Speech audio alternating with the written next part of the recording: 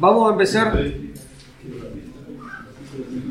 con un pequeño ejemplo que no tiene nada de sobrecarga, pero para dejar 2 o 3 cosas claras, y a partir de ahí empezamos a meter esta idea de sobrecarga. Supongamos que tengo una clase para representar alguna cosa, como por ejemplo un número complejo con las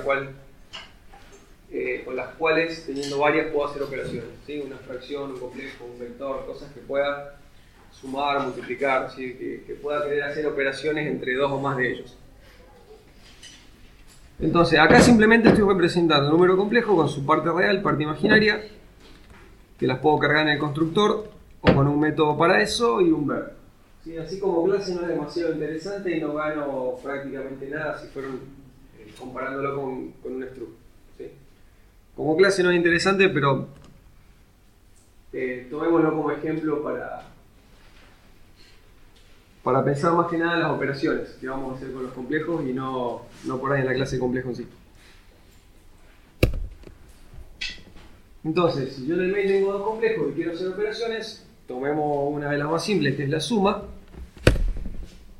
Una forma que yo tengo de hacer la suma con esa clase, bueno, calculo cuánto me daría la parte real de la suma, que es la suma de las partes reales de los 2 que estoy sumando, cuánto me daría la parte imaginaria, y utilizando la interfaz pública de la clase complejo, con el constructor o con el cargar, defino un complejo que representa la suma. De la misma manera puedo hacer la multiplicación, la resta, la potencia, etc.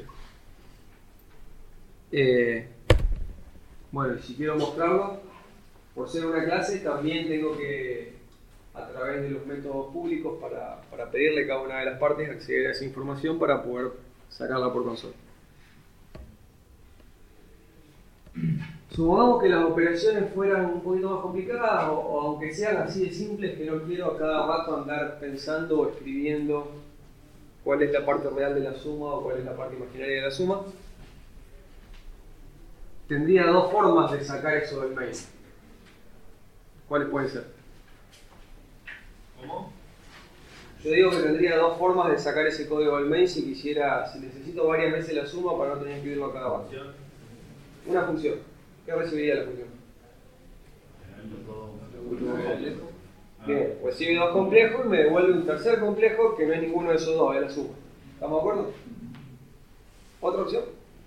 Sobrecastar el máximo. Sin meternos en la teoría. Hacia allá vamos, pero con lo que conocemos hasta ahora.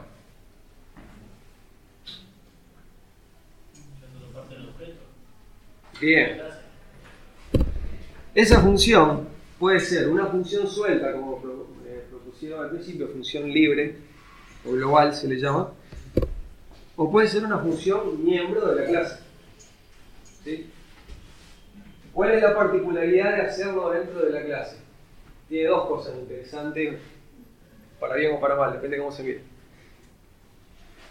Uno de los operandos va a ser el dis.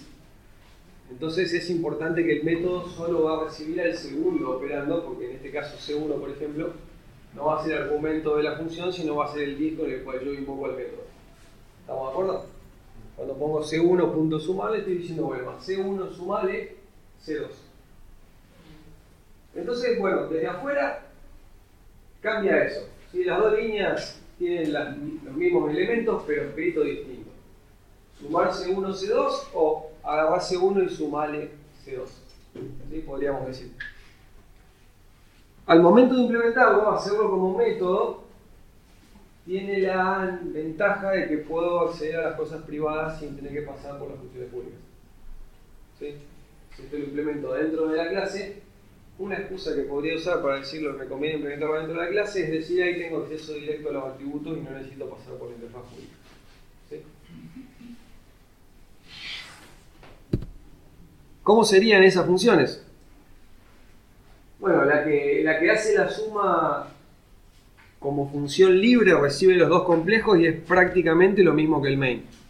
Construyo la suma pidiéndole a cada complejo su parte y lo devuelvo. ¿Sí? como estoy en una función libre que no es miembro de la clase y no uso amistad, no puedo acceder a los datos privados. Y lo importante es que para obtener las partes tengo que pasar por los ver y para asignarlas por el constructor o el cargar. Y bueno, esto parece obvio que si sumo A y B el resultado no es ni A ni B, 3 más 5 no es ni 3 ni 5, es 8. Pero es un error común, por eso lo explicito acá. Por alguna razón cuando hacen sobrecarga de operadores es algo que siempre suelen hacer distinto. Si lo fuese a hacer adentro de la clase, como decíamos recién, tengo que recibir solamente al segundo operando porque el primero está implícito en el dis. ¿Sí?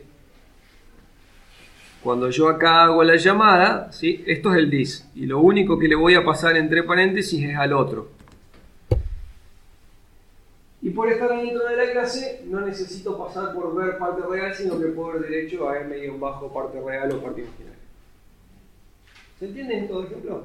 ¿Sí? Bien básico y todavía no introdujimos nada nuevo. Bueno, obviamente retorno a la suma. Importante, otro error común cuando hacemos este tipo de funciones, solo hay que recibir el segundo argumento. Siempre hay que tener en cuenta que si estoy adentro de la clase ya tengo el dis. Aunque no se vea, ¿sí? Está implícito, pero ya tengo un complejo que es el dis. Bien. Ahora, lo deseable sería que lo podamos escribir como hacemos con enteros, donde yo digo A más B y se suma. Y un poco a eso le va a contar la sobrecarga de operadores. ¿Sí? Si yo hago mi clase complejo y pongo C A más B, el compilador me va a decir no tengo idea ni de cómo se suma ni de cómo se muestra un complejo. Porque te lo inventaste vos. ¿Sí? Pero vos le podés decir al compilador cómo se suma y cómo se muestra un complejo para que efectivamente lo haga y es lo que vamos a ver ahora. ¿Qué operadores vemos en ese ejemplo? La suma.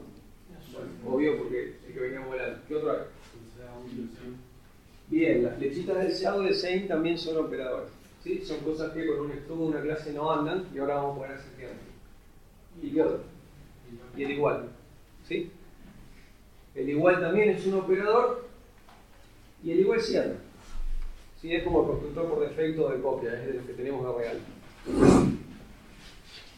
Entonces, ahí en ese sencillo ejemplo tenemos un montón de operadores. Estaría muy bueno que si yo escribiese esas tres líneas con complejos también funcionaran. ¿Sí?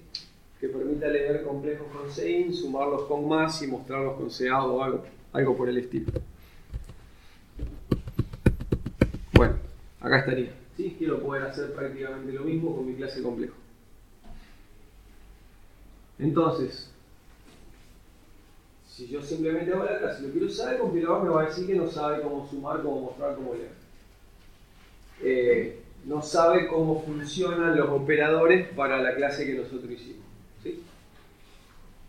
Lo que vamos a aprender entonces es a cómo decirle, entre comillas, cómo funcionan los operadores. En el conjunto de operadores hay de todo. Muchos operadores ahí ya los conocen, como el más, el menos, el por. El ampersand, el asterisco. Algunos operadores creen que los conocen como el menor, menor y mayor, mayor. Digo creen porque son operadores que en el SEADO hacen una cosa y en otro tipo de datos hacen otra que nada que ver. Conocen la mitad. Incluso hay operadores raros como el ampersand simple o el que usamos para potencia de pseudocódigo, cosas así. Y hay cosas que no parecían operadores como INL. ¿Sí? Para C++ también son operadores. Bueno, C++ tiene un montón de operadores, los más habituales y comunes ya los fuimos viendo, los que no vieron, bueno, ya irán apareciendo, no nos vamos a detener a verlo específicamente, pero si siguen programando C++ se los van a ir encontrando y no son difíciles de aprender. Prácticamente todos se pueden sobrecargar. ¿Sí? Buenas tardes. Buenas tardes. En muchos tiene sentido pensar en una sobrecarga y en algunos pareciera que no. ¿Sí? ¿Para qué voy a querer, no sé, modificar new y delete si andan bien como están? En cambio, hay otros casos como el más, el menos, el por que no andan. Si los quiero usar, los tengo que sobrecargar. Y hay otros casos como el igual, que parece que andan, pero hay algún problema que ya podrían ir imaginándose. Ya lo vamos a ver. Entonces, bueno, justo venía ese comentario. Por defecto, andan el de asignación y los new y delete. Todo lo demás no. ¿Sí? El que es menor menor igual para que se... Todos los que... Los compuestos es como cuando tenés el más y el más igual. ¿Sí? Pasa que el menor menor igual en el CA no tiene sentido. El menor menor en realidad se usa para manipulación de bits. La mayoría de operadores que no conocen tienen que ver con agarrar un pedazo de memoria de una variable y trabajar con los bits de uno.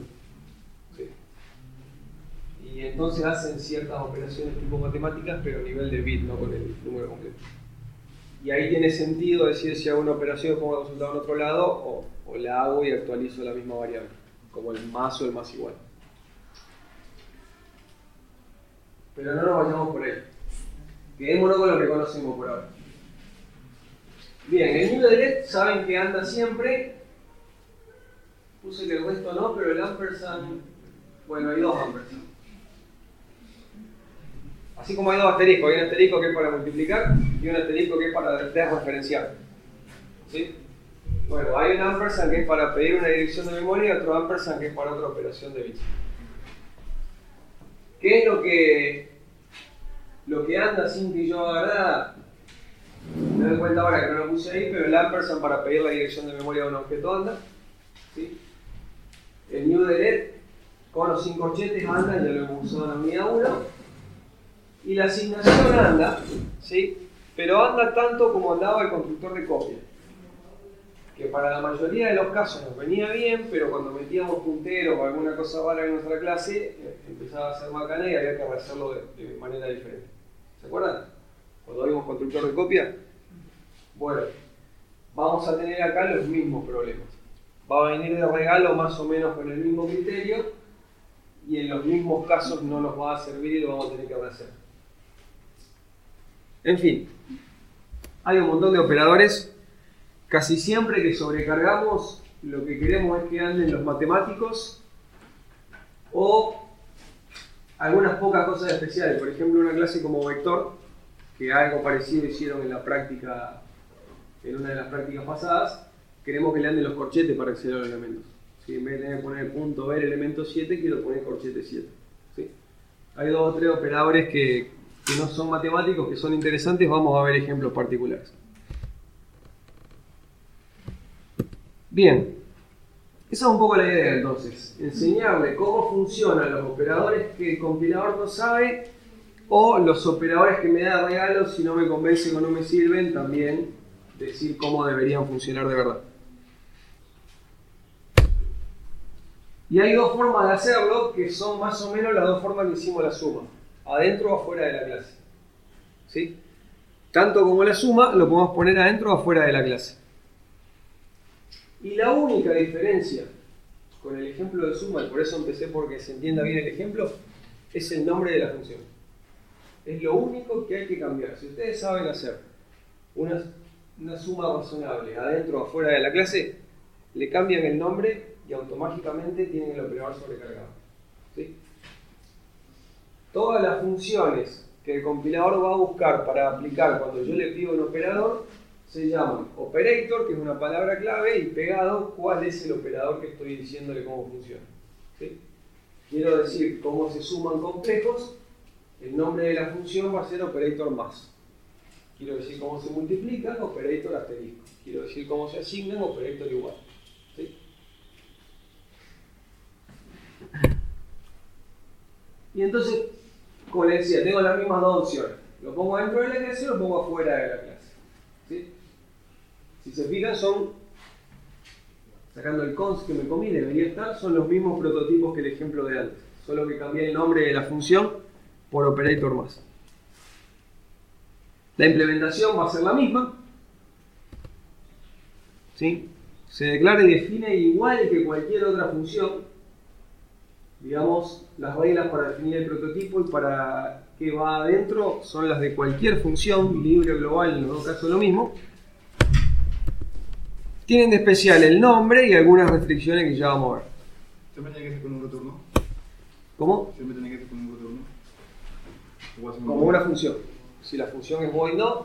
Si la función no es void, sí. Tengo una pregunta. Entonces, cuando vos usás el operador más, después lo puedo usar el más solo y... Exactamente. Si yo le doy al compilador esa definición, que ahí estoy primero declarando la clase y luego una función suelta fuera de la clase que recibe los dos complejos. Cuando yo en el main diga complejo 1 más complejo 2, el compilador lo va a leer como operador más que le paso complejo 1 y complejo 2. Claro, digamos, porque tiene los dos datos, lo va a interpretar como, bueno, como pasamos sobrecarga de funciones, supongo. Porque tiene los dos, interpreta, digamos. Claro, va a haber un montón de operadores más, ¿sí? Pero estos son de tipo complejo, por eso vamos a buscar el que acabo de decir. Claro, claro. Con el mismo criterio que se resolvía la sobrecarga de funciones, sí, que por el tipo de datos podía saber cuál, bueno, puede haber sobrecarga de más para montones de clases y las reglas de la sobrecarga de funciones van a saber cuál, van a decir cuál es la que va para complejo. Claro, claro. Entonces, yo en el código escribo esto y el compilador lee esto, ¿sí? Como si fuese que está llamando a la función operator más pasándole los dos complejos. ¿Se ve esa idea? Ese es el 50% de lo que hay que saber para sobrecargar operadores. Una pregunta. Sí. Entonces, en las clases o funciones no se puede usar el más, o sea, por eso estamos viendo sobrecarga de funciones, o sea, no lo interpreta el más. No podés pedirle el más entre objetos de una clase que vos te inventaste porque no sabe qué representa y cómo se suma. Sí podés usar más para flotantes, dobles o la string, las cosas que ya venían, porque algunas, como entero, doble, flotante, ya está definido en el estándar cómo se suman, son tipos fundamentales que ya tienen su suma. Otras, como la clase string, ya tiene la sobrecarga hecha y le incluye cuando vos le incluye gente. ¿Y la suma se sigue puede utilizar para números enteros? ¿Por sobrecarga, no? Sí, para todo. Vos pensás que es como sobrecarga de funciones. Que de acuerdo al tipo de argumento se va a fijar cuál buscar y entonces va a elegir entre las que ya hay hecho o las que vos agregaste. O sea, esto sirve para casos especiales, digamos, vos querés usar, no sé, una función como acá. Para cualquier clase que, digamos. o sea, ninguna clase o struct que vos crees desde luego se puede sumar. Claro. Si representa algo que tenga sentido sumar, aunque sumar no sea matemático, lo que sea que a vos se te ocurra que quiera que signifique sumar, lo podés hacer con esta sintaxis, digamos. Lo podés hacer una función operator más y cuando vos le digas más, el compilador va a llamar esa función. Claro. Entonces, si vos sabés que esto se traduce en esto, ¿sí? Acá ya tenéis el prototipo de la función, son los dos operandos, ¿sí? Que obviamente no pueden ser los dos enteros y los dos flotantes porque ya sabe cómo sumar enteros o flotantes. Tienen que ser por lo menos uno de los dos la clase que vos te inventaste porque si no, no estás haciendo una sobrecarga, estás haciendo algo igual a lo que ya está hecho. Claro, sí. Y luego, el hecho de que devuelva una suma es lo razonable, pero en realidad como yo lo programo, yo puedo hacer que la función devuelva lo que yo quiero. ¿Sí? Si quiero que sea void, la hago void. Normalmente, si estamos hablando de entidades matemáticas, bueno, tiene sentido que si sumo dos cosas me dé una tercera y ninguna de esas dos se modifique. Pero yo podría programar la suma para que haga cualquier cosa. Adentro de la llave yo pongo lo que quiero. La otra opción, que era ponerlo como método de la clase, ¿sí? En ese caso, exactamente el mismo código, el compilador lo va a traducir en esto, ¿sí? Que es la otra llamada de la cual partimos en la primera slide, si las dos formas de hacer la suma. En los dos casos yo pongo C1 más C2, ¿sí? Y de acuerdo a cómo haya hecho la sobrecarga, o se traduce en operator más que le paso C1 C2, o en C1.operator más y le paso C2. ¿Sí? Yo tengo que hacer una de las dos. Si hago las dos no vas a saber cuál elegir. Cuando voy a sobrecargar, elijo si lo hago afuera o adentro de la clase. ¿Sí? Cualquiera de las dos que haga me va a dar. Cada vez que el compilador ve un operador entre dos cosas que no sabe cómo resolver, trata de convertirlo a una llamada función al que le paso los dos, si no encuentra ninguna, a una llamada método, usando el primero como dice y el segundo como argumento. ¿Sí? Va a buscar las dos, por igual. Si encuentra las dos, está en problema, no te va a saber resolver cuál usar y te va a dar un error de ambigüedad. Si no hay ninguna, bueno, no va a andar, o va a tratar de convertirlo a otra que haya, puede pasar cosas raras. Pero lo normal es que si nosotros hicimos los complejos para sumar, hayamos hecho una de las dos, ¿sí? Y entonces una de esas dos conversiones funciona. Entonces, en principio, yo puedo elegir cualquiera de las dos. ¿Qué venía acá? Nada. Yo puedo elegir cualquiera de las dos. Este es el otro 50% de lo que hay que saber sobre cada operador. Y sí, casi que ya no podemos ir. Hay muy poquito que agregar, hay muchas consecuencias de esto, pero a nivel sintaxis, no vamos a decir 50 y 50, pero 40 y 40 ya está. ¿Sí? El 99% de los operadores se sobrecarga así. Simplemente haciendo una función con ese nombre especial.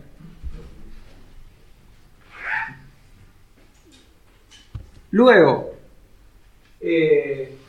vamos a ver, bueno, algunos peros, como todo en C++, siempre la sintaxis tiene sus excepciones. Y algunas buenas costumbres. ¿Sí? Por ejemplo, en todos los tipos de datos que trae C++, ya sea los nativos o las bibliotecas que tengo con include, suele pasar que el igual asigna, no vamos a usar, nadie usa el igual para otra cosa, no sé, para mostrar. El igual se usa para copiar, va a asignar.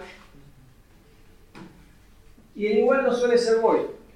El igual suele devolver la cosa asignada para que se pueda hacer asignación en cadena. Como cuando vimos un fundamento, puede hacer A igual B igual C igual D igual 0 y que te quede todo 0. ¿Sí? Entonces, cuando uno programa las sobrecargas para su propia clase o su propio struct, lo recomendable es que siga esas mismas prácticas. ¿Sí? De manera que el que vaya a usar la clase, sean ustedes o sea otro, no tenga que aprender reglas nuevas. ¿Sí? La idea es tratar de que funcione como los de C++ si vos lo usás infinitiva y naturalmente sin tener que pensar demasiado. ¿Sí? No es razonable hacer operadores que nos sorprendan con un comportamiento distinto. Entonces, casi siempre, o por lo que vimos hasta ahora siempre, cuando aplicamos un operador que modifica el primer operando, como por ejemplo la asignación, A igual B, A cambia, ¿sí?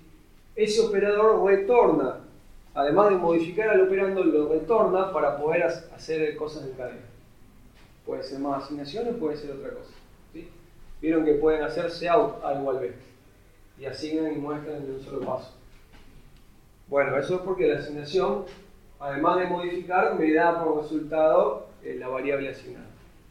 Cuando hagamos las clases vamos a tratar de reproducir ese comportamiento. Y entonces,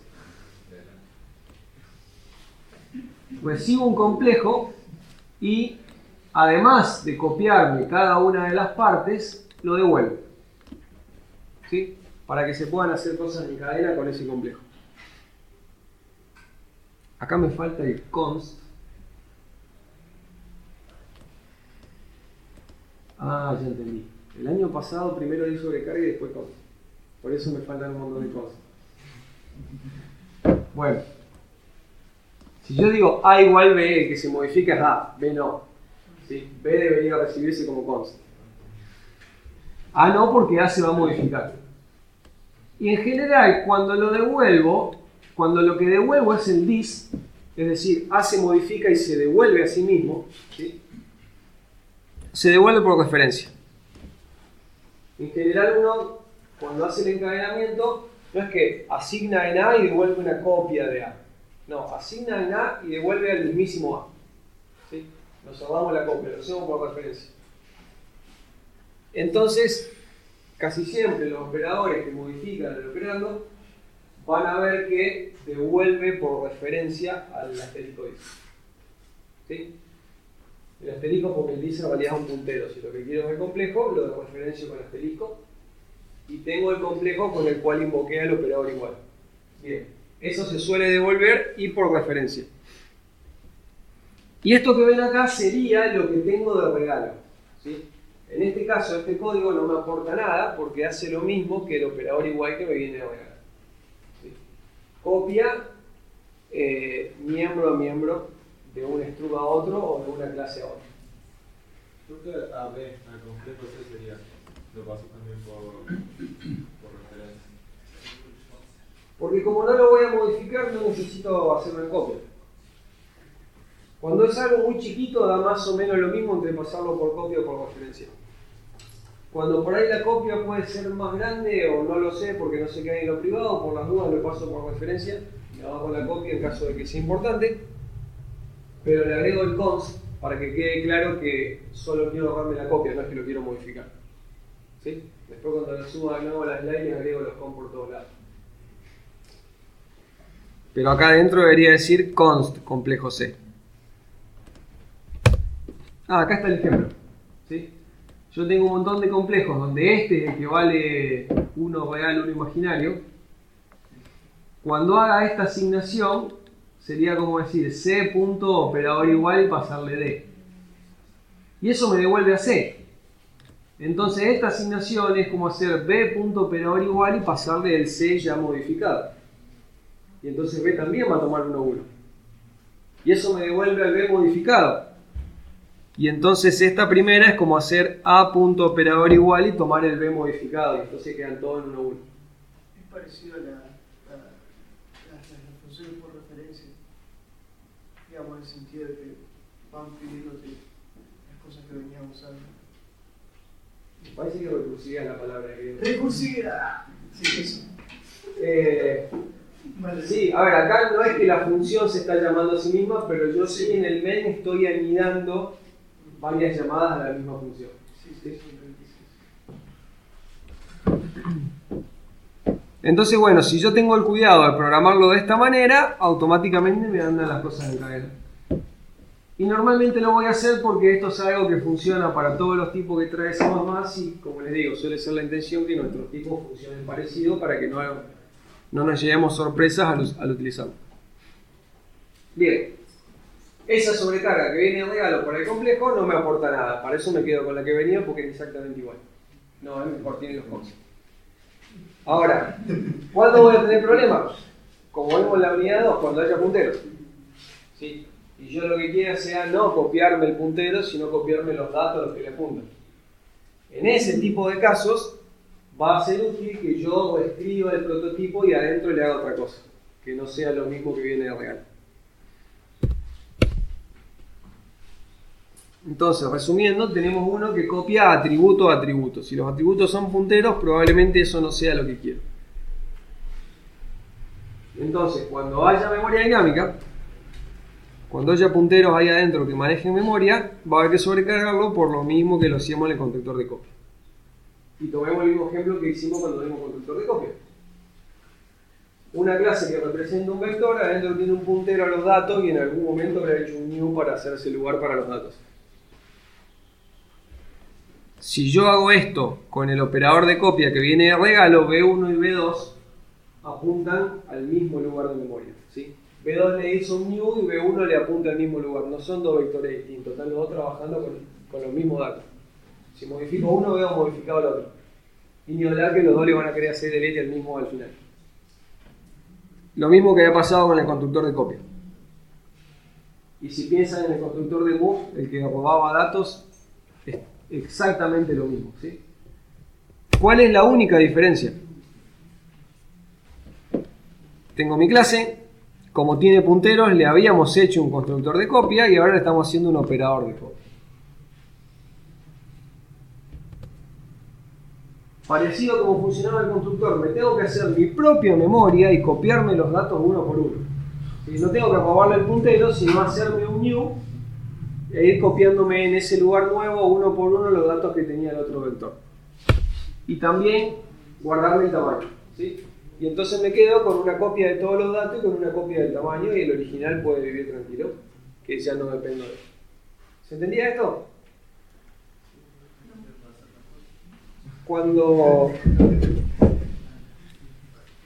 vos creás un vector, bueno, ahí obviamente está incompleta la clase, pero ponele que vos creás un vector B1 con 10 elementos. ¿Sí? La clase vector adentro tenía un entero con el tamaño n y un puntero que el constructor me hacía un new, y acá estaban mis datos. ¿Sí? Acá estaban 0, 1, 2, 3, etcétera, etcétera. Si yo simplemente ahora, acá tengo otro vector. Si yo ahora digo que en B2 copio B1, ¿sí? El operador de copia que viene de fábrica copia lo que hay acá, lo pone acá. Entonces, en el n de B2 va a copiar el 10 y en el p de B2 va a copiar la misma dirección de memoria. No tengo dos vectores distintos. ¿Sí? Parecen distintos, pero son el mismo. Si yo los muestro no veo nada raro, pero si yo los empiezo a modificar, me voy a dar cuenta de que hay nada más. ¿Sí? Y eventualmente va a reventar porque, aunque no pase nada raro, al final los dos le van a querer hacer el mismo. Entonces, ¿qué es lo que debería pasar? Primero, por ahora tengo basura en todos lados porque en principio no me estoy preocupando por lo que había. Primero, tengo que hacer new a un lugar tan grande como este.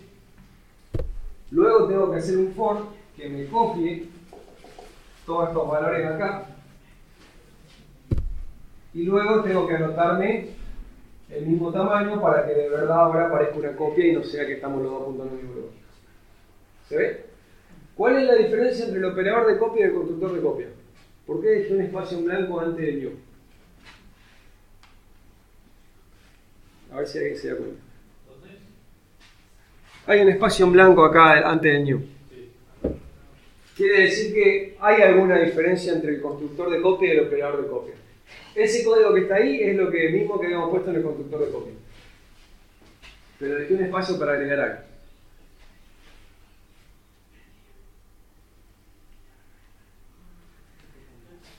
A ver si esto ayuda.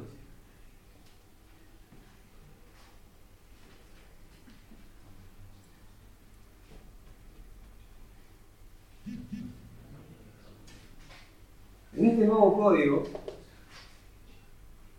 cuando yo estoy por ejecutar esta línea, el 10 está creado con, el B1 está creado con sus 10 elementos y el B2 está creado con sus 5 elementos.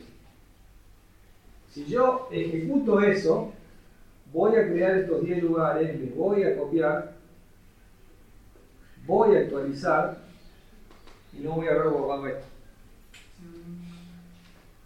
¿Sí? Cuando yo hago el constructor de copia, parto de no tener nada, o de tener basura si quieren. Cuando yo hago el operador de copia, mi clase ya está inicializada y ya tiene datos válidos. Ya pasó por un constructor que algo habrá hecho. ¿Sí? O le hizo un new, o en el mejor de los casos me lo dejó en null, pero algo me hizo ya no datos. Tengo que tener cuidado con eso, no estoy empezando de cero. ¿Sí? Acá algo tenía el vector que antes de copiarme B1 tengo que asegurarme de que no haya que hacer nada con ese algo. O sea, hay un espacio blanco lo que falta el Exactamente. Lo primero que tendría que haber hecho es decir, esto no lo necesito más, y ahora sí me puedo hacer el nuevo. ¿Se ve? La única diferencia sustancial entre el operador y el constructor de copia es que en el operador tengo información previa. ¿Sí? Entonces usualmente tengo que primero limpiar esa información y después sí hago lo mismo del constructor de copia. ¿Lo puedo explicar de nuevo? Cuando, sin el delete, yo construyo uno de 10 que es este, construyo uno de 5 que podría ser este, ¿sí?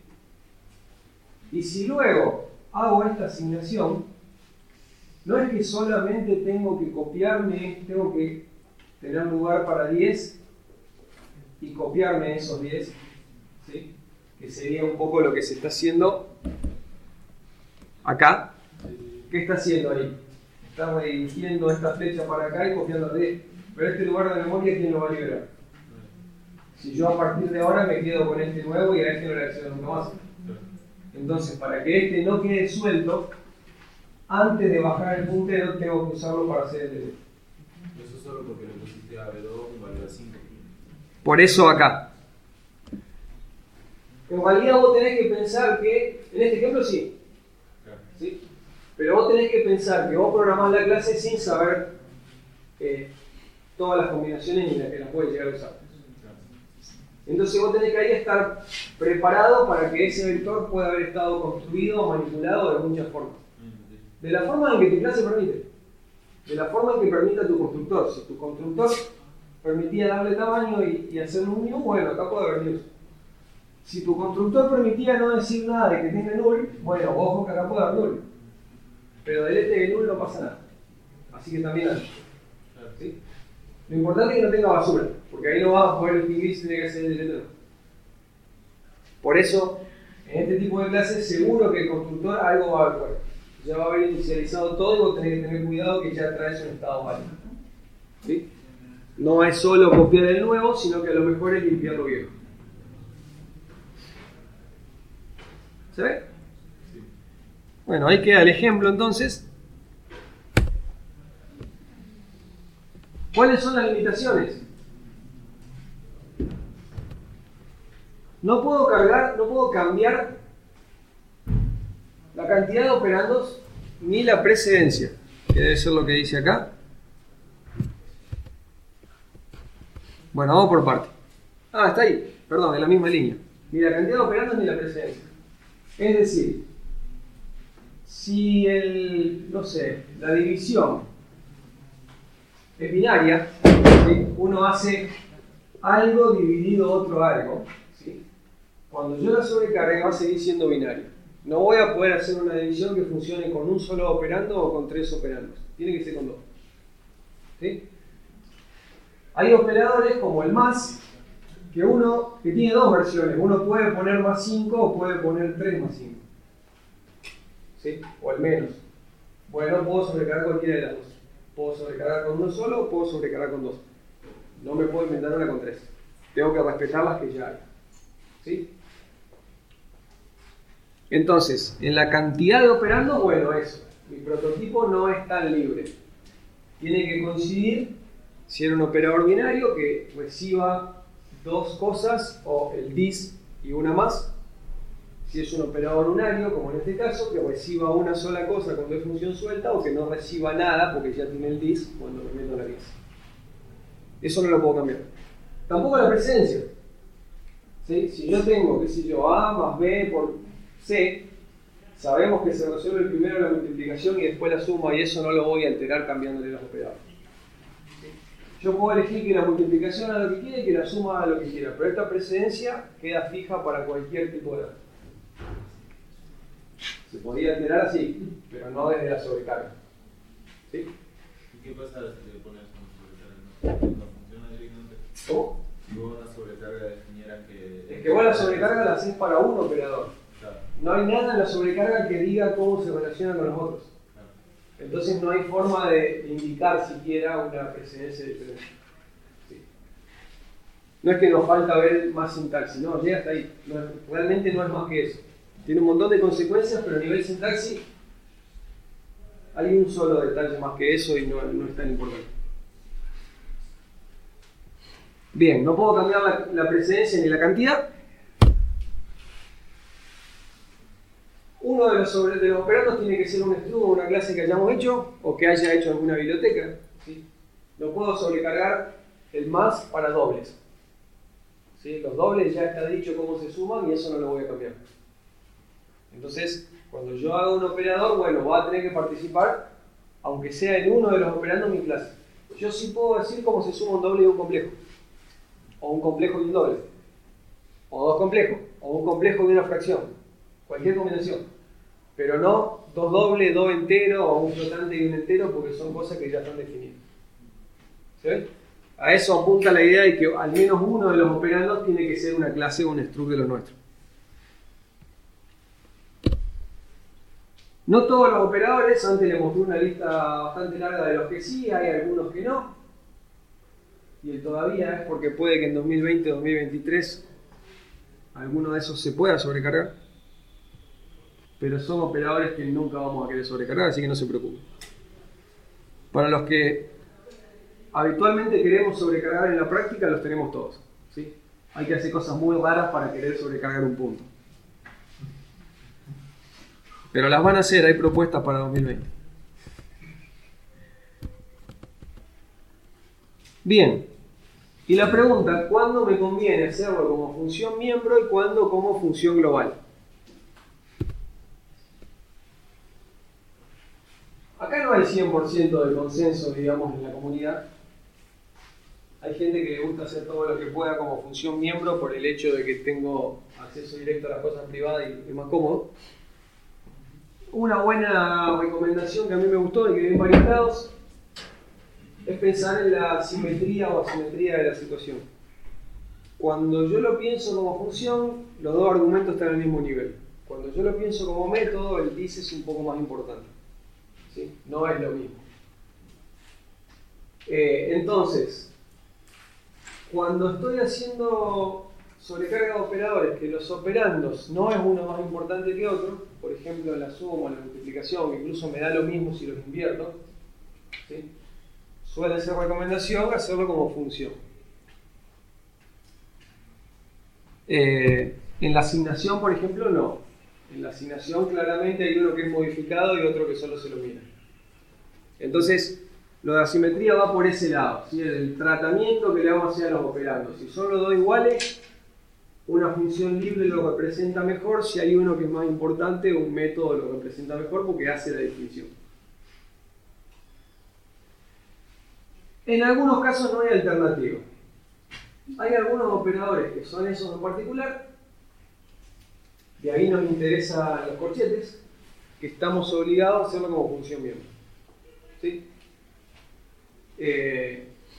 Cuando yo, por ejemplo, en un vector, como teníamos recién, yo quiero mostrar, sea qué sé yo, un elemento del vector, lo quiero escribir así. ¿Sí? Y acá estoy sobrecargando el operador corchete entre un vector y un entero. Es un operador con dos operandos, solo que son de distinto tipo. Este es el vector y este es el entero. ¿Sí? Bueno, esta sobrecarga solo admite la forma de hacerlo adentro de la clase. El vector, bueno, la llamada sería b.operador corchetes y le paso el 3. ¿Sí? Esta vale, y la otra alternativa que podría haber sido operador corchetes y le paso el b y el 3, esta no. ¿Sí? Hay algunas pocas excepciones donde esta segunda forma no vale, si vamos por la primera. De esas pocas, por ahora la que nos interesa es la del corchete, para cosas como el vector. Bueno, función global cuando son simétricas, ¿sí? Cuando los dos operandos están más o menos a la misma altura. Y función global va a ser obligatorio cuando la clase no es mía. Yo lo puedo meter adentro de una clase si es una clase mía que yo tengo el código fuente y lo puedo modificar. Si no es una clase mía, capaz que no lo puedo meter adentro de la clase. ¿Se lo puedo dar algún ejemplo? Hoy mismo, por ejemplo. La segunda o tercera slide. El complejo, El complejo es una clase que estamos haciendo nosotros, podemos hacer lo que queremos.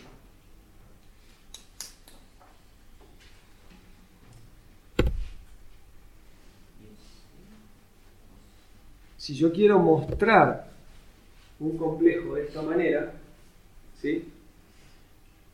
Mis dos equivalencias son cout.operador menor menor y le paso el complejo, o operador menor menor y le paso el cout del complejo.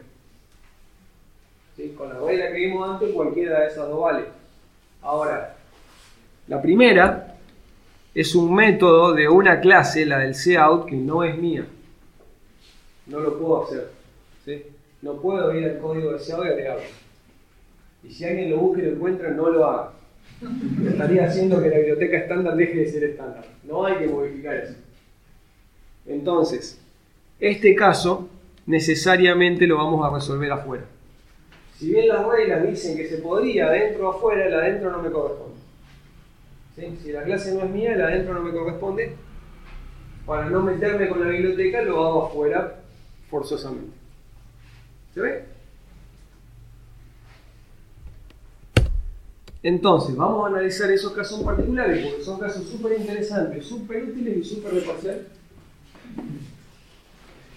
Que parece un quilombo cuando lo tratan de ver de memoria, pero si lo razonan no es tan complicado. Todo lo que hay que saber es que cout y coin son objetos de la clase iString o OString. ¿Sí? La I y la O siempre es input y output, entrada salida. Cout es un OString, coin es un iString.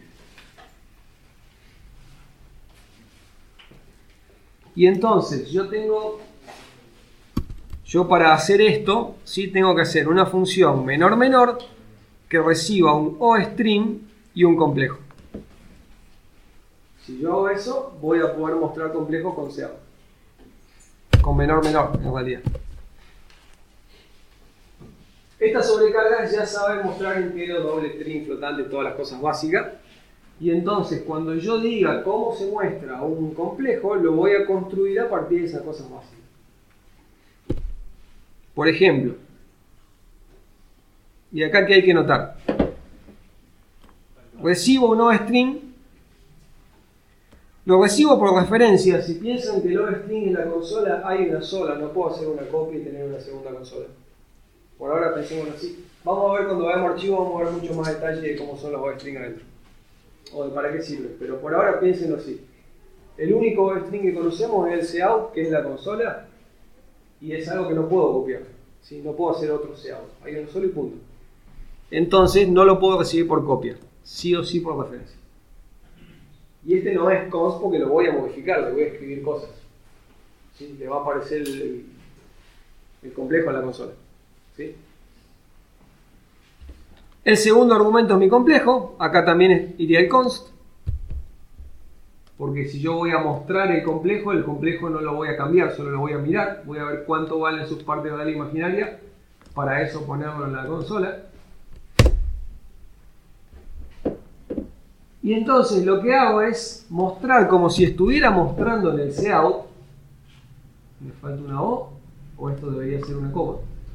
Perdón, o no debería estar. Podría haber una O acá, o podría sacar este paréntesis de punto y coma y decir que es una sola línea, ¿sí? Pero algo, eso no compila. Pero la idea es que yo uso la O en lugar del cout. ¿Sí? ¿Fue algo parecido al string, puede ser? Cuando se declara string. Sí. Sí. No se usa eso. Lo vamos a ver más adelante, pero la gracia es que tanto no, el tipo específico del cout como el string heredan del OString. Son todas herencias de una misma clase. Si vos lo programás para esta clase, te andan todas las herencias.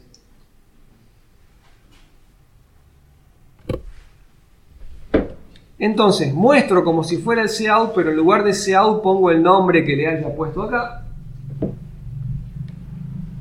Y lo devuelvo para poder hacer cosas en cadena, para poder poner cout, mi complejo, flechita, NL, por ejemplo. ¿Sí? Si yo no devuelvo nada, cuando muestro mi complejo, le estoy tirando el NL que me quedó al borde, porque no devolví nada. Si devuelvo el cout nuevamente, el NL le va a ese mismo cout. ¿Te ves esa idea? Y más o menos lo mismo para la lectura. La flechita va para el otro lado, es de tipo iString, y yo, por ejemplo, puedo leer un flotante, ¿sí? No sabe leer complejos, pero sabe leer flotante. Ok, leo un flotante y se lo cargo al complejo en la parte real. Leo otro flotante y se lo cargo al complejo en la parte imaginaria. ¿Sí? Este sí o sí también tiene que ir por referencia y por referencia no const, porque si estoy leyendo lo estoy modificando. ¿Sí? Y por el mismo motivo que antes, devuelvo el coin por si en esa lectura hay encadenada varias cosas. Varios complejos, varias variables, lo que sea.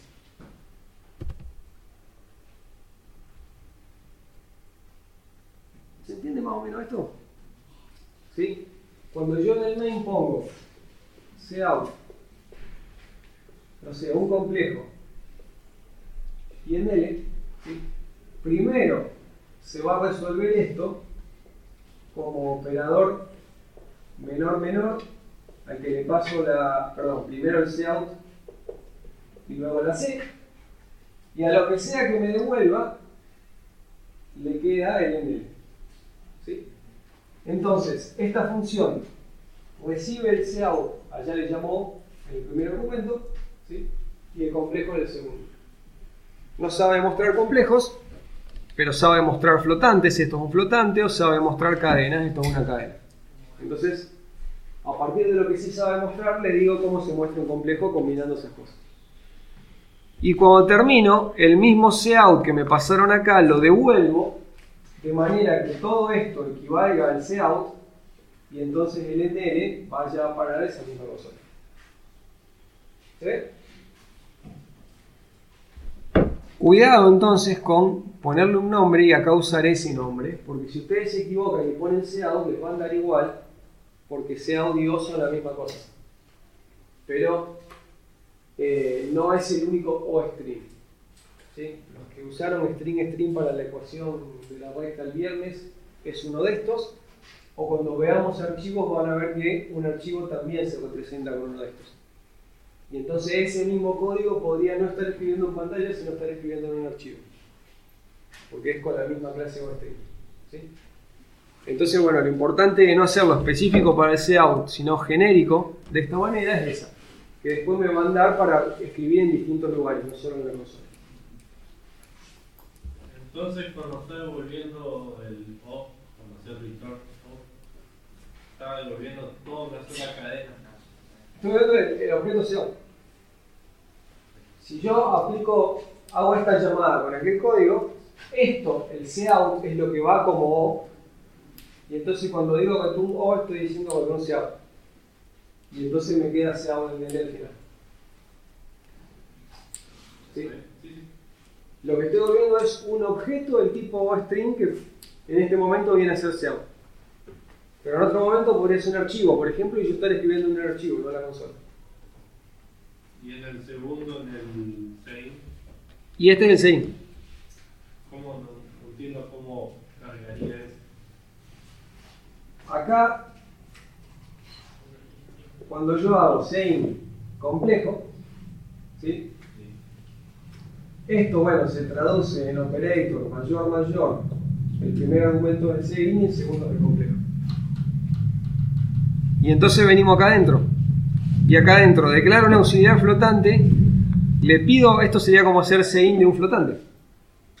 Leo de la consola no un complejo, leo un flotante. Y ese flotante lo pongo en la parte real. Y leo otro flotante y a ese lo pongo en la parte imaginaria. Entonces, consola el sein C te pediría que entre dos cosas. Claro. Esto, si vos lo ves cuando se ejecuta, va a parecer que te pide dos cosas. Sí, es como concatenarlo. Primero la parte real es como, de alguna manera, como si vos acá hubieses hecho C.parte real y C.parte imaginaria, por decirte. Pero todo eso queda escondido. Vos decís, léeme un complejo y esa descomposición está escondida dentro del operador. Y esto de nuevo te devuelve el sein para que vos acá puedas seguir leyendo más cosas. Si vos lo haces void, hasta acá te va a compilar y no le vas a poder encadenar nada. Lo podés hacer void, pero no es buena práctica, porque entonces se va a comportar distinto a que si leyera un entero, por decirte, porque con los enteros podés encadenar y con complejo no. Vos podés, es más, vos podés poner la lectura en el menor y la escritura en el mayor. Vos podés hacer lo que quieras. La recomendación es no hagan cosas raras.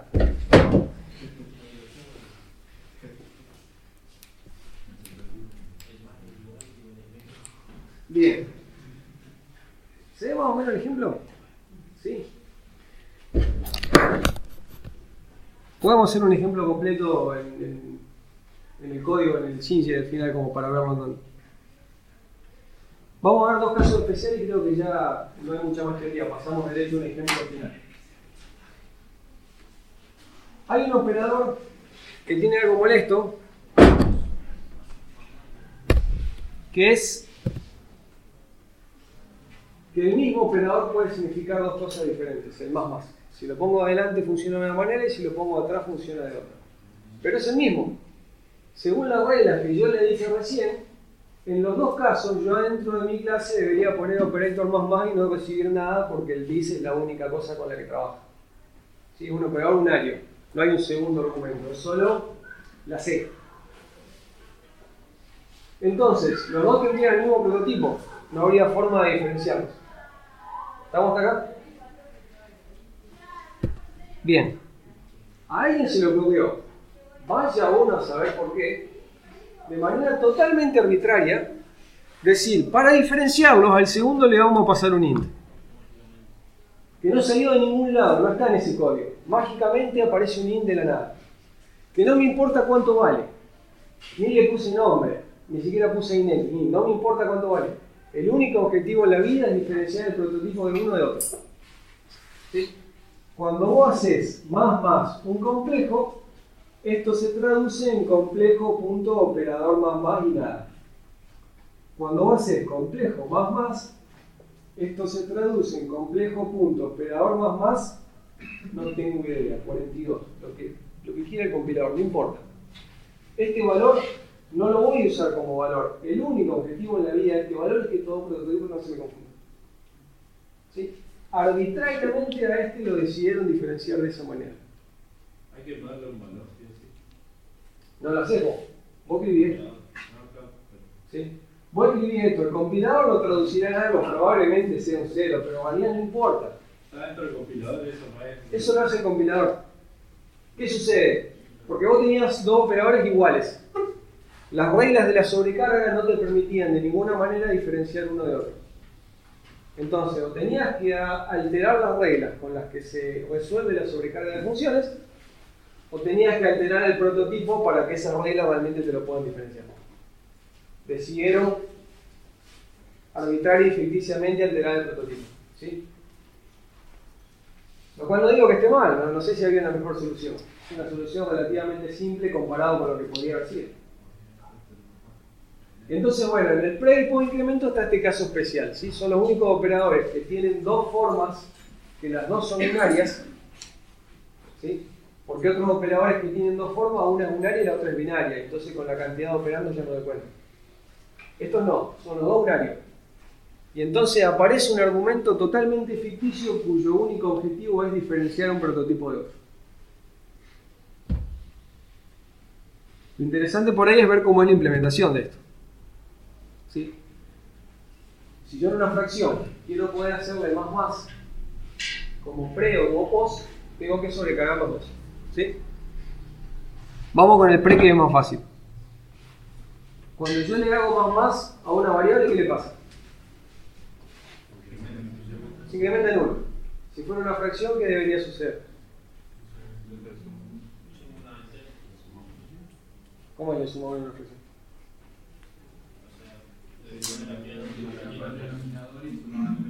Exactamente, el numerador le sumo el denominador. ¿Sí? Si tengo 3 cuartos, le tengo que sumar 4 cuartos. ¿Sí? Me quedan 7 cuartos. O sea que al numerador le sumó el denominador. Bueno, eso es matemática, no importa. Cualquiera de los dos operadores me va a modificar la fracción y me la va a dejar, si era 3 cuartos, me la va a dejar en 7 cuartos. ¿Sí?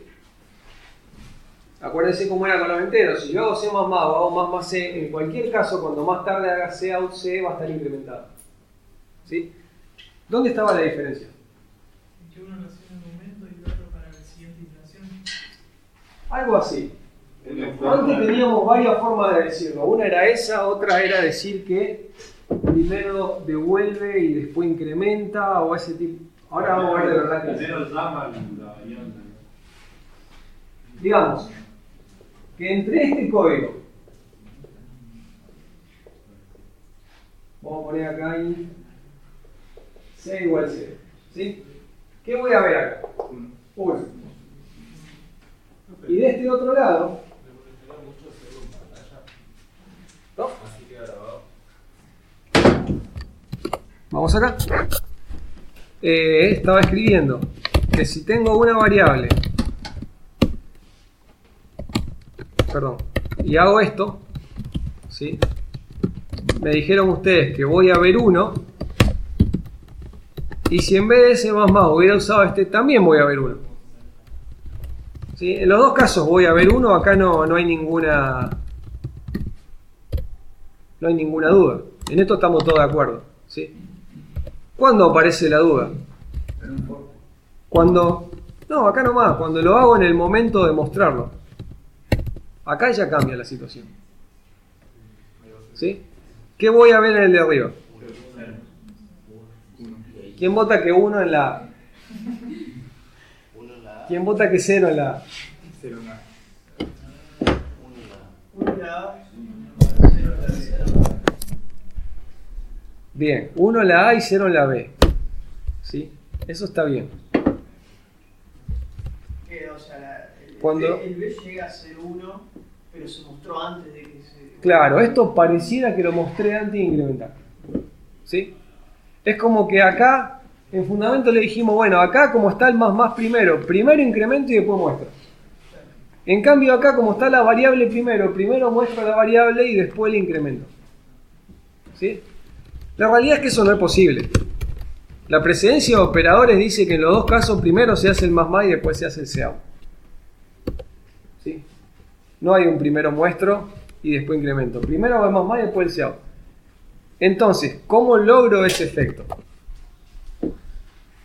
El preincremento modifica la variable y me la devuelve. Y yo la veo modificada. El posincremento, ¿qué va a hacer? Solo lo modifica, pero no la devuelve. Si no la devuelve, no veo nada. Acá yo estoy viendo el valor viejo. Devuelve el anterior. Antes de modificarlo, te guardás el valor viejo y en vez de devolver el nuevo, devolvés el viejo. Eso es lo que realmente sucede. O sea, pero no entiendo la utilidad. En el preincremento, yo primero modifico la variable y la devuelvo modificada. En el posincremento, me guardo una copia de la variable sin modificar. La modifico, o sea que en los dos casos quedó modificada, pero devuelvo la copia, no devuelvo la modificada. Y me quedó modificada, pero veo el valor viejo, que es exactamente lo que pasa acá. Veo 0, pero B quedó en 1. Se podría decir O sea, que funciona re lindo, pero ¿para qué sirve? Para un montón de preguntas de examen.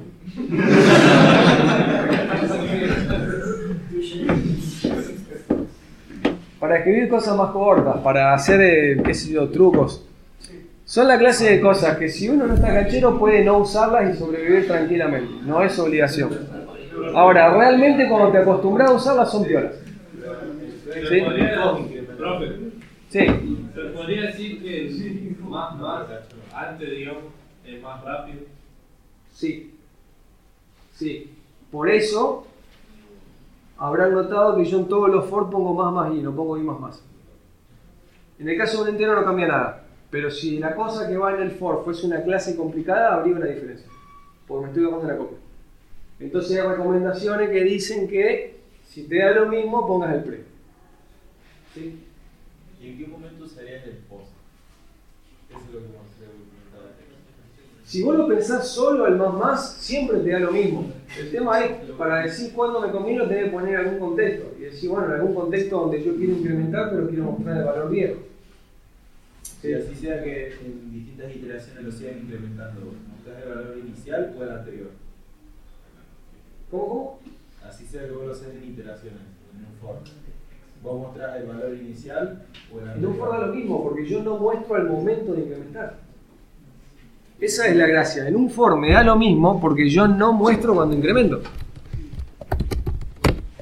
Pero capaz tú usás, ponele el valor preincrementado. O sea, cuando yo acá uso el valor, haya sido pre o haya sido post, ya está. Acá no hay duda de que está incrementado. Suponte que abajo. La diferencia hubiese sido si yo hago esto. ¿Sí? Ahí me cambiaría. Ahí nunca vería el valor 0. Y peor aún, vería el valor n que a lo mejor ya está fuera del vector porque llega a tener -1. Entonces, si yo por algún motivo fuese a mostrar e incrementar, bueno, tendría que tener cuidado de ahí usar el post. ¿Sí? Si yo por X motivo, acá no voy a hacer un for, estoy haciendo algo más complicado y se me ocurre escribirlo así. Acá está claro que va el post, porque si fuera empezaría en 1 y terminaría en n. Me comería el primero y mostraría uno de más. ¿Sí? Entonces, no, iría acá.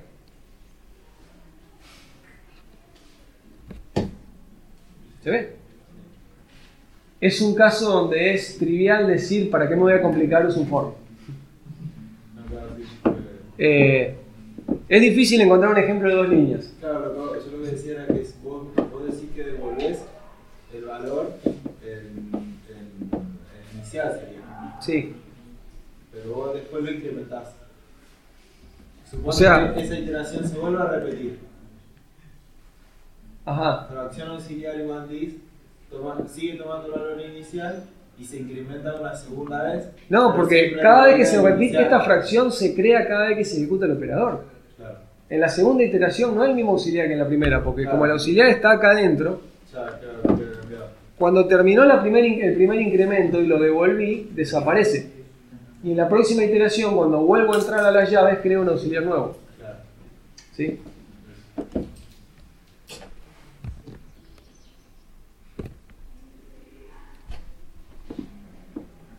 Bien, ¿se ve? Entonces, más o menos cómo funciona. El único detalle arbitrario que dije que faltaba saber era este. ¿Sí? Este es un detalle que uno no tendría forma de deducir o imaginarse si no se lo cuenta. Todo lo demás, si vos te acordás que es un método o función que se llama operator y la cosa que vayas a sobrecargar, todo lo demás se deduce a partir de ahí. Por ahí la excepción es, o qué reglas adicionales por decir hay que saber. Bueno, este caso particular, porque no tenés forma de imaginarlo, sino, y conocer que hay 2 o 3 operadores, en particular por ahora solo el corchete, que estás obligado a hacerlo como método. ¿Sí? Para lo demás la regla general anda siempre. ¿Por qué el azul lleva ampersand y el verde no?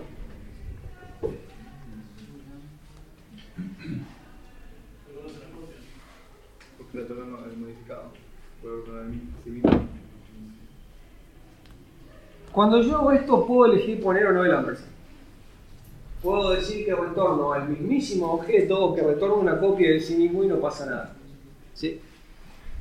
Cuando yo lo que devuelvo es una variable local, en principio, como esas llaves están a punto de cerrar, si esa variable está a punto de ser destruida, no debería quedarme con una referencia, porque va a dejar de ser válida.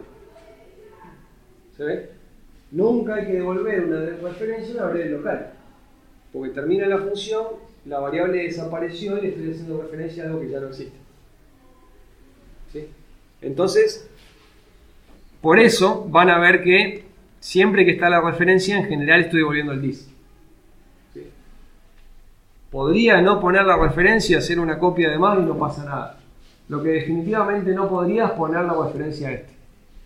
¿Sí? Eso sí no lo debo hacer, porque no tengo nunca que devolver referencias a variables locales. ¿Estamos de acuerdo? Bien. Bueno, acá estaba lo del const, que le dije que el año pasado lo iba a rever, por eso me quedaron todos los ejemplos sin const. ¿Cómo era la regla? Si yo le pongo const a un método, si yo le pongo const a un objeto, solo puedo invocar a métodos que también tengan el const. ¿Sí?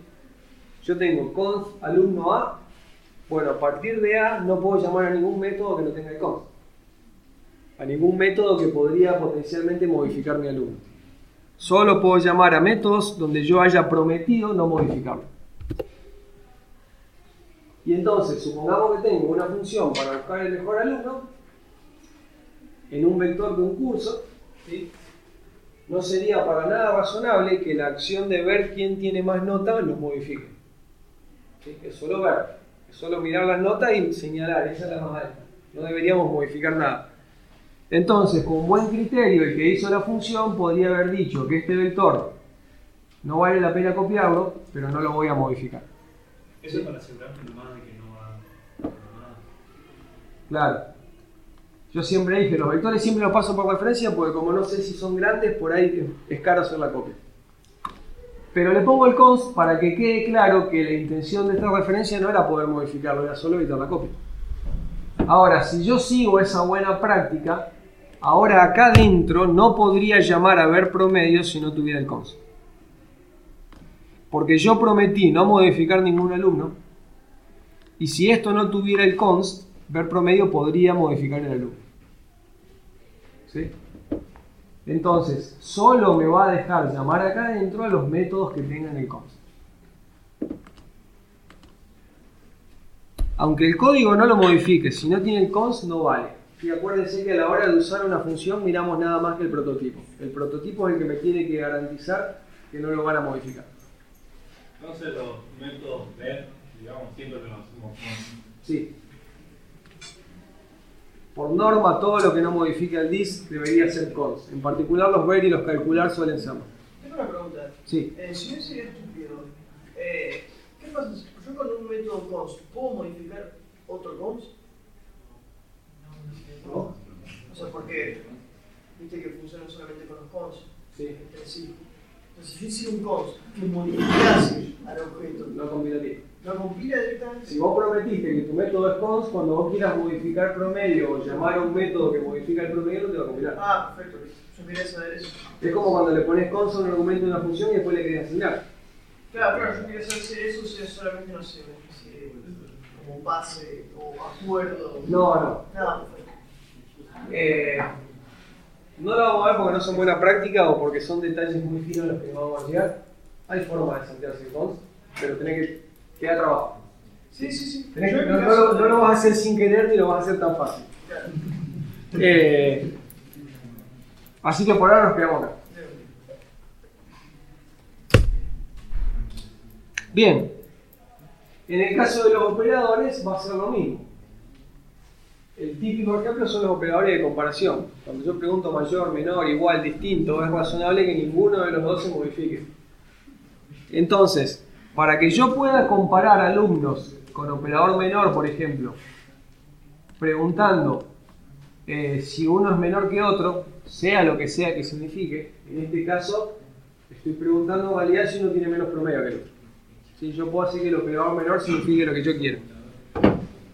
Acá yo estoy diciendo, bueno, los alumnos se ordenan por promedio. Cuando me preguntan quién es menor o quién está antes, me fijo en los promedios. Es razonable que ninguno de los dos se modifique, ¿sí? Ni el dis, ni el otro que me pasan para comparar. Entonces cada uno lleva su cons. Cuando yo busco el mejor alumno, sin sobrecarga de operadores, tengo que acceder a cada promedio y compararlos, ¿sí? Con sobrecarga de operadores yo lo puedo escribir simplemente así. ¿Se ve? Simplemente pregunto si un alumno es menor que otro, porque acá arriba ya aclaré que menor significa menos promedio.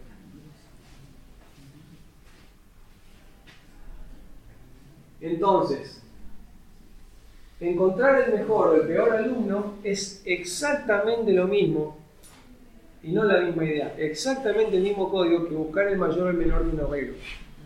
De la misma manera que lo hacíamos para enteros. Suponte que yo he hecho un struct de alumnos en el que almacenaras el nombre, el apellido, la edad y cosas así. Sí. Y vos quisieras modificar el operador menor para que evalúe solo su edad. O sea, que lo discrimine según su edad. Después abajo sería también evaluar el struct. Claro, lo lindo es que esto es como un algoritmo de búsqueda de menor. ¿Y con qué criterio digo quién es menor? Está afuera. Claro. Entonces ya vamos a ver más adelante que yo ya tengo hecho una función en la biblioteca para buscar el menor. Si le paso una estructura seca me va a decir no tengo idea qué hacer con esto. Ahora yo lo puedo instruir para que busque por edad, por promedio, por DNI, por orden alfabético del apellido, por lo que yo quiera, sobrecargando el operador. ¿Sí? Y la función adentro ni se entera, lo que yo le dé lo compara con menor y queda lo que quiera.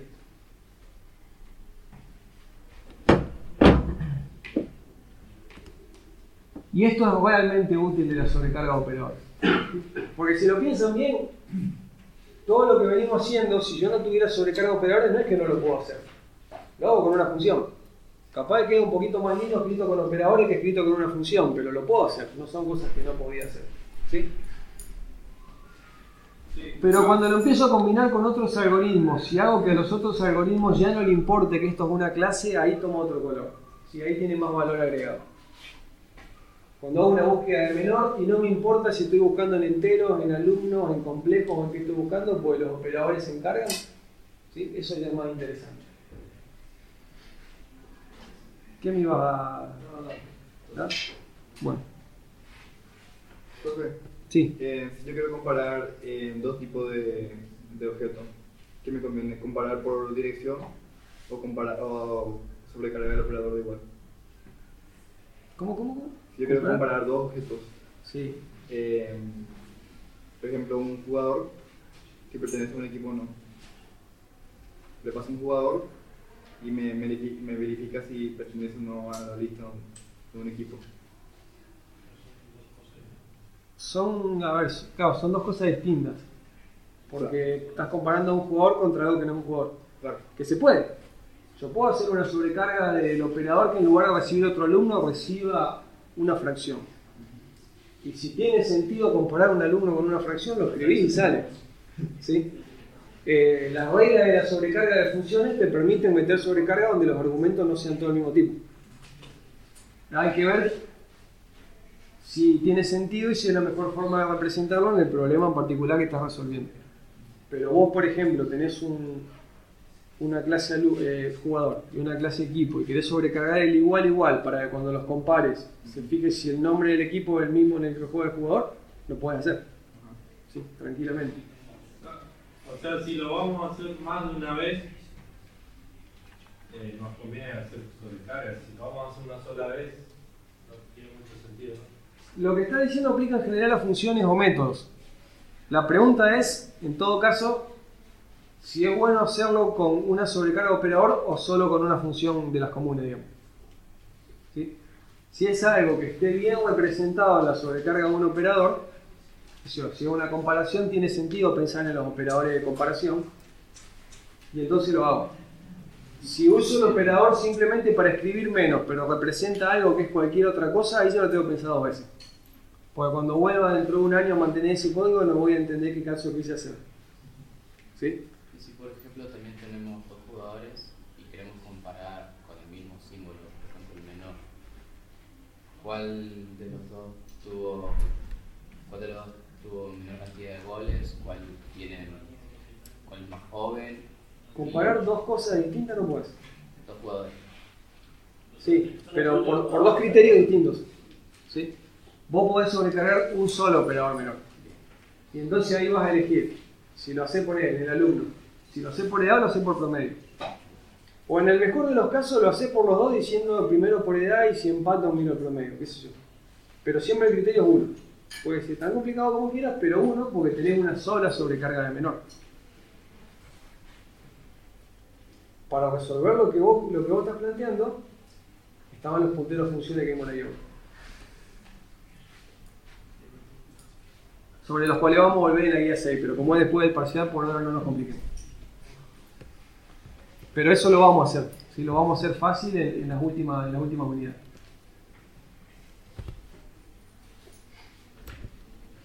Bien. Y este operador, que en principio en sintaxis no agrega nada nuevo, pero siempre confunde un poco, que es el corchete, ¿sí? Pongamos que tengo una clase complejo y yo la quiero poder usar como si fuera un vector de 2 elementos. Yo quiero poder decir complejo 0 y que me dé la parte real, o complejo corchete 1 y que me dé la parte imaginaria. ¿Se ve? Yo quiero poder mostrarlo, por ejemplo, de esta manera. Para no tener que escribir a cada rato, ver parte real, hago esto que es más fácil y más corto.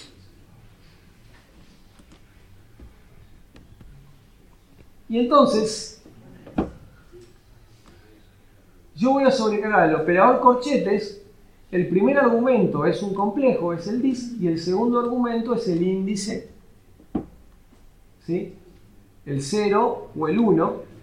Con ese índice, de acuerdo si sea 0 o no, yo voy a devolver la parte real a la parte imaginaria, ¿sí? Cuando me digan corchete 0, se va a invocar a este operador, voy a recibir acá un 0, esto me va a dar true, voy a devolver la parte real, y acá voy a estar mostrando la parte real.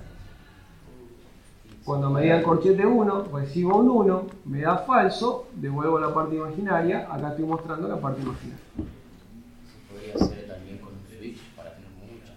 ¿Sí? Si son cosas que tenés que especificar de a una, harás un if, un switch o varios ifs. En el caso de un vector, directamente el índice que te dan se lo pones al puntero, por ejemplo.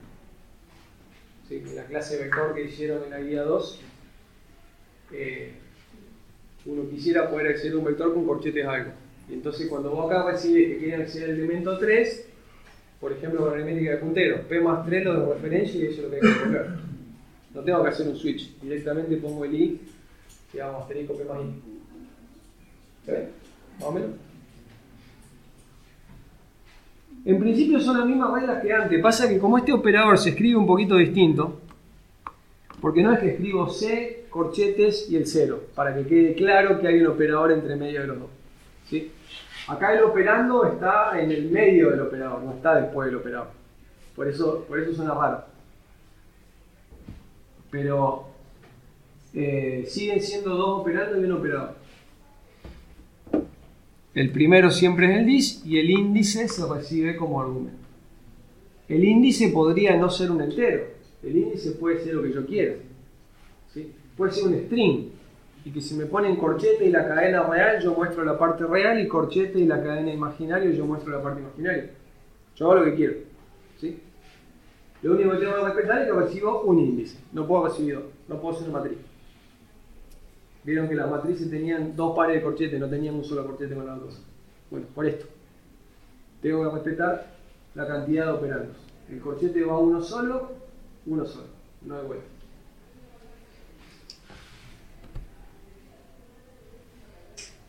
El detalle interesante del corchete es que usualmente no solo lo quiero para ver, sino que lo quiero para modificar. ¿Sí? Yo puedo modificar los elementos de un vector a través del corchete. Entonces, ¿qué pasa si yo quiero modificar los elementos de un complejo a través del corchete? Yo quiero poder hacer C0 igual 1, C1 igual 5 y que me quede 1 más 5i. ¿Se ve lo que quiero hacer? Con esto no me va a compilar. ¿Sí? En algún sentido por el comentario que está acá abajo. Yo estoy devolviendo el valor. Yo acá estoy devolviendo o este valor o este valor. No es una variable. Si la variable n real valía 5, yo no estoy devolviendo la variable, estoy devolviendo el 5. No es algo modificable. La variable de donde salió ese valor era modificable. M real es modificable. Ahora, si yo me copio el valor, acuérdense la diferencia en pasaje por valor o pasaje por referencia. Si yo me copio el valor no es algo modificable. En cambio, acuérdense pasaje por referencia. Si yo lo que estoy devolviendo es una referencia a la variable, eso sí es modificable. ¿Sí? Esto es crucial acá. Cuando yo pongo el ampersand, si esto valía 5, no es que estoy agarrando el 5 y devolviendo el 5 independientemente de la variable. No, le estoy devolviendo la variable. Para que vean que vale 5 o para que le escriban otra cosa dentro. ¿Se ve? Cuando haga return un MP real, voy a estar devolviendo una referencia a este atributo. O cuando haga MP imaginario, voy a estar devolviendo una referencia a este atributo. Y yo a través de una referencia puedo modificar. ¿Estás rompiendo el private? Sí, es una forma de romper el principio de ocultación. Pero es un caso donde quiero romperlo, donde amerita romperlo y donde es justificable. No es que estoy abriendo para cualquier cosa. Con los otros operadores se puede hacer lo mismo. Esto vale con cualquier operador, claro. Usualmente no tiene tanto sentido en los otros, pero vale en cualquier momento. Incluso vale con funciones comunes, porque esto no es algo específico de operadores. Cuando ustedes hacían los ver, podría haber sido que el ver devuelva por referencia y el ver sirva para ver o para cambiar.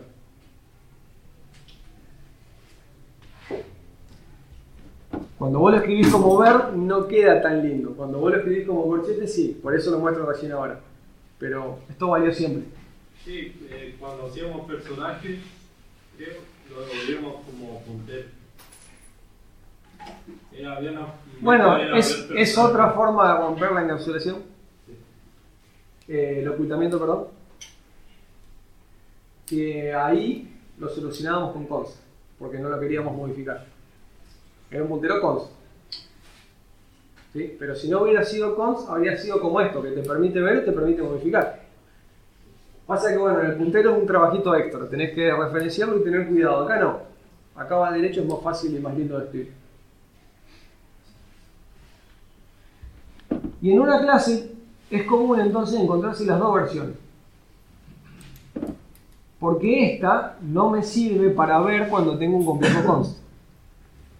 Si yo tuviera esta sola, cuando tengo un complejo const no puedo ni ver los datos. Entonces es común tener una para ver cuando es const y una que también permite modificar cuando no es const. El compilador va a saber automáticamente cuál llamar. ¿Sí? Si en el main o en la función que sea el complejo que tengo es const, va a llamar a la verde, y si no es const, va a llamar a la hoja. ¿Sí? Y en un caso voy a poder ver y modificar, y en el otro solo ver. Eso lo va a resolver solo. Pero bueno, hay una regla de sobrecarga que ustedes no habían visto, que es que el const también diferencia sobrecarga. Dos sobrecargas se diferencian por la cantidad de argumentos, el tipo de los argumentos, o en el caso de funciones miembro, el const del list. ¿Sí? Esa tercera, como cuando vimos sobrecarga no habíamos visto miembro, no tenía sentido. Ahora sí. Entonces yo puedo tener dos sobrecargas de corchete, una solo para ver, una que también deja modificar. ¿Se entiende el ejemplo? ¿Sí? Bueno, no hay más teoría que esto. Lo esencial es acordarse que la expresión del operador que usa el operador se traduce en cierta llamada función o cierta llamada método. ¿Sí? Y entonces ustedes solo tienen que codificar esa función o ese método. Que lo único que tienen en mano es el nombre, nada más.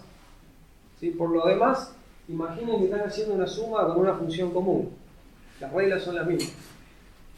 Por ahí los casos especiales, que hay que mirar un poco con más detalle, como para terminar de tener presente las diferencias que puede haber, son mayor y menor. No porque tengan reglas especiales, pero por ahí es un poquito más difícil de interpretarlo. El corchete por la misma razón. Y el único que sí tiene una regla especial es el preincremento por incremento. ¿Sí? Ese tema del bien ficticio es la única regla extra, digamos. ¿Se ve más o menos la idea? ¿Sí? Bueno.